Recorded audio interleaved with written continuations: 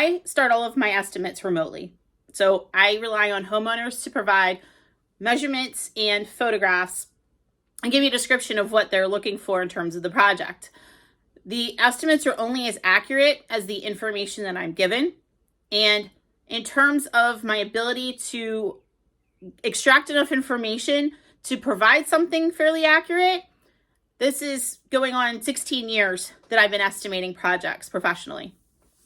So there aren't a lot of surprises or situations that are a little too quirky that I can't figure it out from the office first.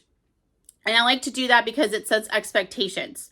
Now, what I found is that some homeowners are, I don't know if they're just being really optimistic, that they are really happy and impressed with the way we operate and compliment our professionalism. However, it comes down to price. And I think that when they see that price initially, and there's some sticker shock, that they're hoping that when I get there in person, that there is something that I see that sparks conversation about how we can drop the price on the project itself.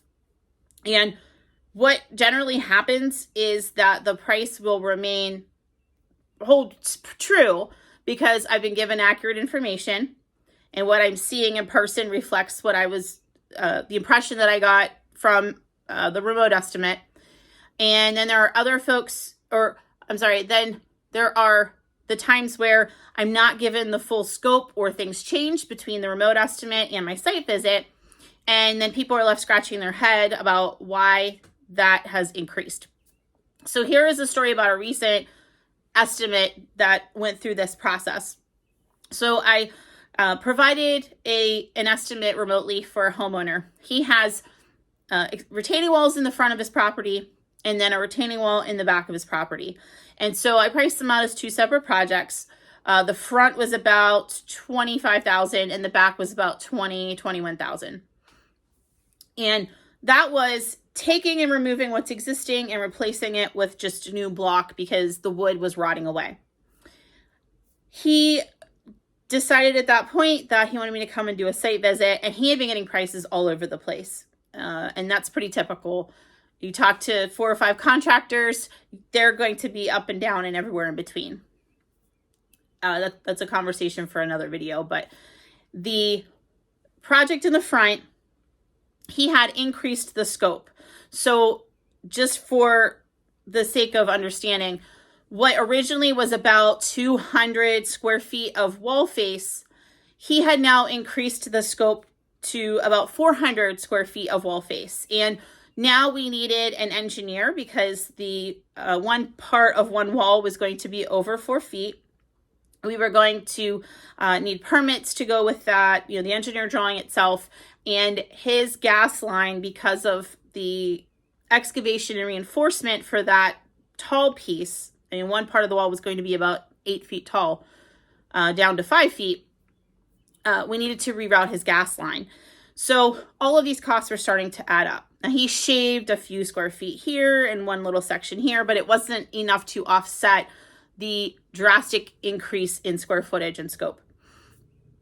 And in the back, he had the wall itself, but then he wanted to excavate back into the slope another 3 feet. So we're got to move a lot of material and create more of a flat space in his yard.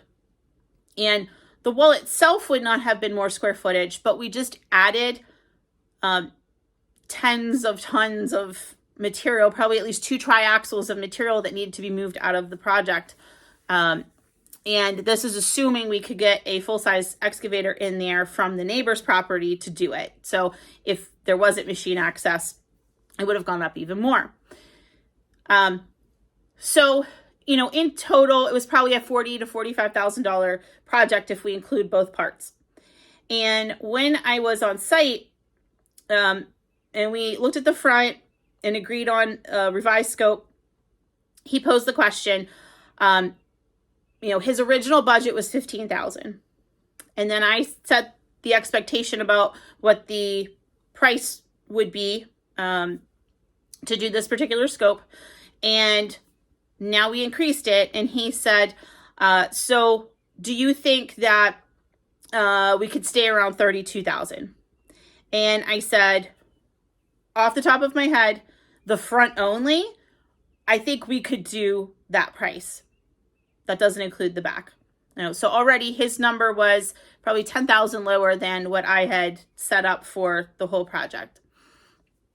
So when we went to the back and came up front again and I was getting ready to leave, he asked the question again, so 30,000 for the whole thing, right?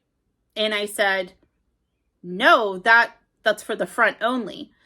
And I left and he didn't seem very happy about it. I since had sent him an updated estimate, and both pieces together were now about 50,000. And I explained, these are the things that changed.